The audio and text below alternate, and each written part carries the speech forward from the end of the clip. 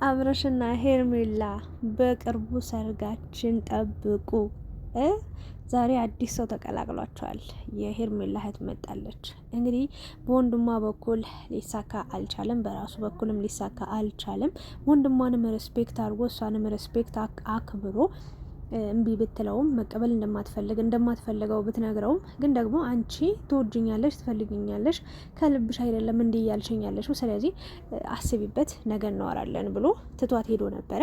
ነገር ግን ሄርሜላ ቴክስትም እየጻፈችለት አይደለም፣ እየደወለችለት እያወራችሁም አይደለም። ሶ ያለው አማራጭ ምንድን ነው? እህቷን ፈልጎ አግኝቶ በእሷ በኩል መምጣት ነበረበት። ሶ ይዟት መጥቶ እንግዲህ እንደምታዩቸው ዛሬ ደስታ በደስታ ሆነዋል። ሄርሜላም እስከ ዛሬ እምቢ ስትል የነበረው ይቅርታውን አልቀበልም ስትል የነበረው ዋሽታ እንደሆነ ለአብርሽ በጣም የተለየ ፍቅርና ክብር እንዳላት በጣም እሱን መንከባከብ ከሰው በላይ ከፍ አድርጋ በቃ ማኖር እንደምትፈልግ ነው እየተናገረች የሚገኘው። አብርሽም እንግዲህ በባሌም በቦሌም ብሎ እንግዲህ እንደወደደችው ገብቶታል፣ እንደወደደችው ተረድቷል። በጣም ለሱ ከፍተኛ ፍላጎት እንዳላትም አውቋል። ሶ ምንም ነገር ብላትም ያው ይቅርታ ታደርግልኛለች ብሎ አስቦ ነበረ። እሷም ይቅርታ አደርጋለት እንግዲህ እየቀጠሉ ነው የሚገኙት ማለት ነው። ብዙ ተመልካችም በአብርሽና በሄርሜላ መታረቅ በጣም ብዙ ሰው ደስተኛ ሆኗል፣ በጣም ከሚባለው በላይ። ሄርሜላም ስለ እኔ ጉዳይ እያሰባችሁ እየተጨነቃችሁ ነበራችሁ። ስለዚህ የደስታ የተካፋይ የሆኑ ዛሬ በጣም ደስ ብሎኛል ከአብርሽ ጋር በመመለሴ በማለት እንግዲህ ደስታዋን ለተመልካችን ማካፍላለች፣ አጋርታለች። ይሄ ነገር ወዴት እየሄደ ነው የሚለው ነገር እንግዲህ ዋናው አሳሳቢ ነገር ይገኛል። ያው እኛ ተመልካቾች እዛም ትክክል ነው፣ እዚህም ትክክል ነው፣ ይሄም እንደዚህ አብርሽ ትክክል ነው፣ ሩታ ትክክል ነች፣ ሄርሜላ ሁሉንም ትክክል ነው የምንለው እና ማን ነው የቱ ጋር ነው ያለው እውነታው? እውነታው ለማን ነው የሚጠቅመው? ማለቴ አብርሽ ከሩታ ጋር እስከ መጨረሻው ተለያይቷል ወይስ አልተለያየም? ቆርጦለታል ወይስ አልቆረጠለትም የሚለውን ነገር አንድ መውሰድ አለባችሁ። ሁለተኛ ነገር ደግሞ አንድን ሰው ከልቡ ሳያስወጣ እንዴት ሌላን ሰው ደርቦ መያዝ ይችላል ብላችሁ ታስባላችሁ? ሄርሜላስ ጊዜያዊ ደስታ ይጠቅማታል ብላችሁ ታስባላችሁ ወይስ የአብርሽና የሄርሜላ ጉዳይ ዘላቂ ነው ብላችሁ ታምናላችሁ? ዛሬ ደግሞ እንግዲህ እህቷ መጣለች፣ ስለ እህቷ ማወራለሁ እና በቅድሚያ እንዴት ናችሁ የተወደዳችሁ ቻናል ቤተሰቦች? ይህንን ቪዲዮ እስከ መጨረሻው ሳታዩ ምንም አይነት ኮሜንት እንዳትጽፉ እንግዲህ በአክብሮት ጠይቃለሁ። እንግዲህ የአብርሽና ሩታ ህይወት በጣም ውስብስብ፣ በጣም ብዙ ሰዎች በመሀላቸው ገብተው እያለ መጦ እዚህ ደረጃ ላይ ደርሷል። እንግዲህ ሀብት ንብረት ሳያጡ ኢቭን ልጅ ወልደው እንኳን በስርዓት ማሳደግ አልቻሉም እና ባጭሩ በቃ ቡክትክት ያለ ሊጥ የሆነ ህይወት ነው የሚኖሩት። በቃ የቦካካ በቃ ረድ ሊጥ አልኩኝ፣ የክረምት ጭቃ አለ አይደለ? በጣም የሆነ በቃ የክረምት ጭቃ ነው የሆነውና ያንን ህይወት በቃ እኔ ባጭሩ አማርኛ ነው ልነግራችሁ የምችለው ነገር የአብርሽና የሄርሜላ አንድ መሆን ወይ ደግሞ እንዲመታረቅ ወይ ደግሞ እንደዚህ መፈንጠዝ ምንም አላማረኝም፣ አልጣበኝም። መጨረሻ ላይ አሁንም አስረግጬ ነው የምነግራችሁ፣ ሄርሜላ ትጎዳለች፣ ታለቅሳለች። ምንም በጣም ብዙ ጊዜ ነግራችኋለሁ። በቃ አብርሽ ለሚስቱ እንደዛ ዋጋ ከፍላለት ተሰድባ፣ ተረግጣ፣ ተወርውሮባት፣ ተተፍቶባት ቤተሰብ ሳይቀር እንዳላይሽ ተብላ ብዙ ዋጋ ከፍላ እዚህ ደረጃ ላይ ተውት ሁሉንም ነገር። ይህንን የመሰለ ቆንጅዬ ልጁ ደግሞ እናንተ እየቆየ እያደገ ሲሄድ እያማረበት መጣ። ወርቅ የሆነ ልጅ ወልዳ ሰጠችው። እዚህ ደረጃ ላይ ደረሱ። ሁለቱም ተባብረው ተከባብረው ባይባልም ብቻ ደርሰዋል። እግዚአብሔር ይመስገን። እድሜ ለማዳም ቅመሞች። እነሱ በሰው ሀገር እሳት እየጠበሳቸው ነገር እየጠበሳቸው ደማቸውን፣ ወዛቸውን፣ ላባቸውን ጠብ አድርገው እየሰሩ እንደነ አብርሽና ሩታ አላለፈላቸውም። ግን አብርሽና ሩታ እንዲያልፍላቸው የከፍታ ማማ ላይ እንዲወጡ ሀብታም እንዲሆኑ ገንዘብ እንዲያገኙ አድርጓል። እድሜ ለማዳም ቅመሞች እኔንም ጨምሮ የምሬ ነው። አብርሽን ከመጀመሪያው ጀምሮ ይኸው ከፍቅር በፊት ነበር የምከታተለው። ከዛ ከፍቅር ጋር በጣም እከታተለው ነበረ። እሷ ከሄደች በኋላ ሩታ ጋር ቀጠለ።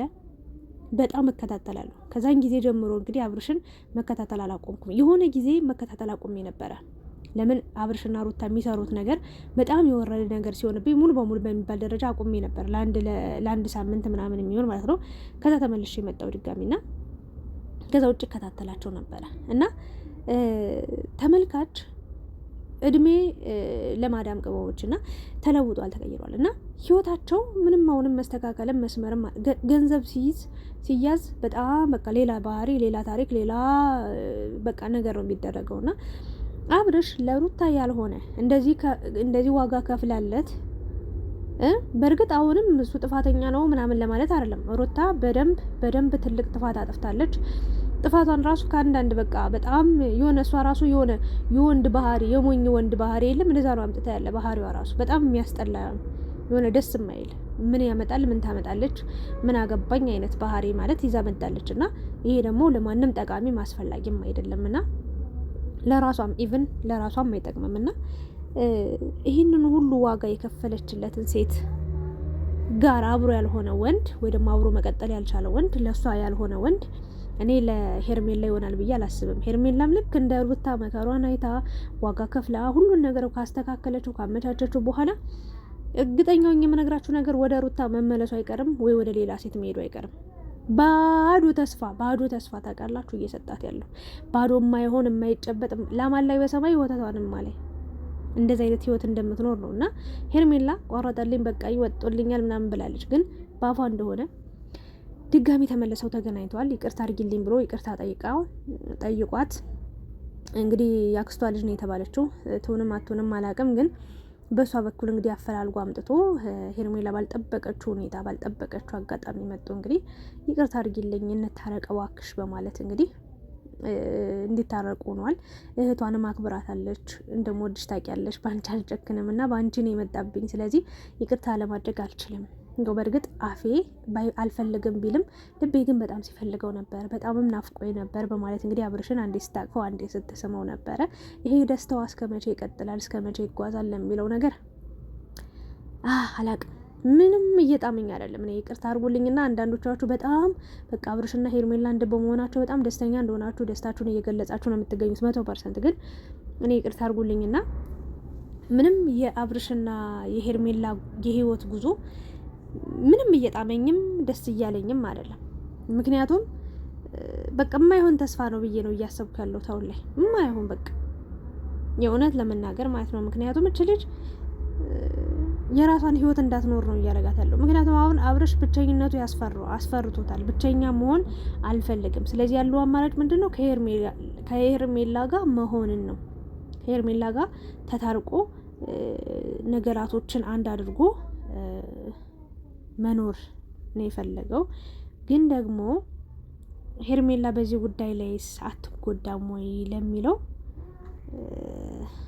በጣም ያሳስባል። በጣም ከምነግራችሁ በላይና ከሰው ጋር መሆን ደግሞ አስቸጋሪ ነው እና አላቅም። እኔ የሚቀጥልም አይመስለኝም። ቢቀጥልም ሄርሜላ የሆነ ቦታ ላይ የሆነ መንገድ ላይ እመኑኝ ድጋሚ እያለቀሰች እንደምትመጣ ነው የምረዳው።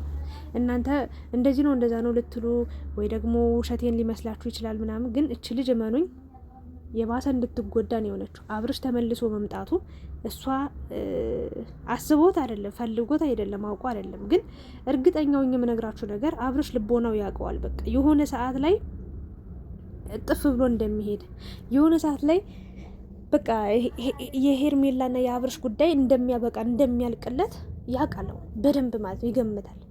ይገምታልም ብቻ ሳይሆን ያውቃል። ግን ለምንድን ነው ሄርሜላን በዚህ ልክ እንትን እያላት ያለው? በቃ ፈልገዋለች፣ ከሱ ጋር ስትሆን ደስተኛ ሆናለች ማለት። ግን ይሄ ደስታ እስከ መቼ ይቆያል የሚለውን ነገር አያሳስበውም አብርሽ። ምክንያቱም ዛሬን ደስተኛ ከሆነ ስለነገው ምን አገቡ? ከፈለገ የልጁ እናት ጋር ይመለሳል፣ ከፈለገ ሌላ ሴት ጋር ይሄዳል። ወንድ ልጅ ነው። እች ሴት ግን ይዟን መታባክን ነው በዚህ ልክ። ያው በእርግጥ አብርሽ መጥፎ ሰው ሆኖ እሷን ይጎዳታል ይሰብራታል ብዬ አላስብም። ወይ ደግሞ በእሷ ላይ መጥፎ ነገር ያስባል መጥፎ ነገር ያደርጋል ብዬ አላምንም። ግን ጊዜያዊ ነገር ስለሆነ ነው እሱ እያሰበ ያለው።